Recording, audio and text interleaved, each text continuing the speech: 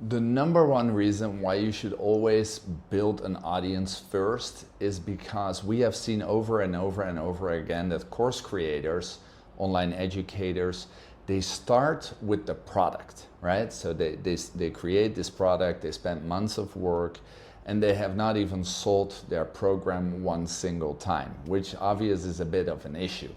So what we recommend the people that we work with is to always start with the audience and talking with the audience, right? So you have an idea, that idea solves a problem for an audience, and what you want to do is start adding value to these people's life. You want to start connecting with them, you want to start engaging with them, because you want to get the insights from the market, what kind of product they need, and not, oh, you wake up Sunday morning, I have this great idea about this product, I'm going to start building it, and then I bring it to the market and nobody is buying.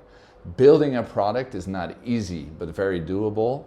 Sales and marketing, like selling your product, is by far the hardest thing to do.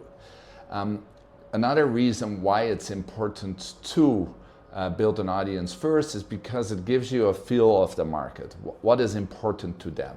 What are their dreams? What are their challenges? What keeps them up at night? Like, what are they asking in the comments? What are they asking when they reply to your email after you have been adding value to their life for a longer period of time? It's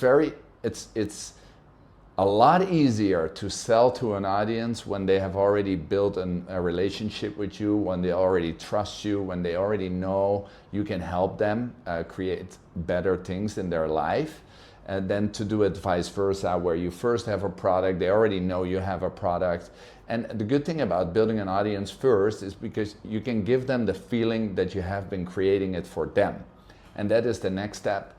Like having early adopters, like people that follow you, that engage with you, that where you have been in personal touch with, those are the first people you need as well to sell your product.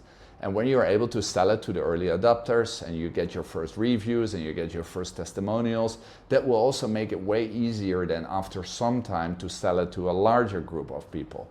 So far you create your product based on demand, you have a feel of the market, so you know what's going on, you have some early adopters, and then the good thing about having that audience is that you can start running experiments because you have an idea about a product, and then you can really start testing with them, okay, how do people respond to this idea?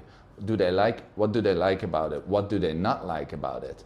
And that will help you to fine-tune your idea and to create an MVP that you can then run with them, right? So let's say you have built an audience of 100 people, very engaged on an email list.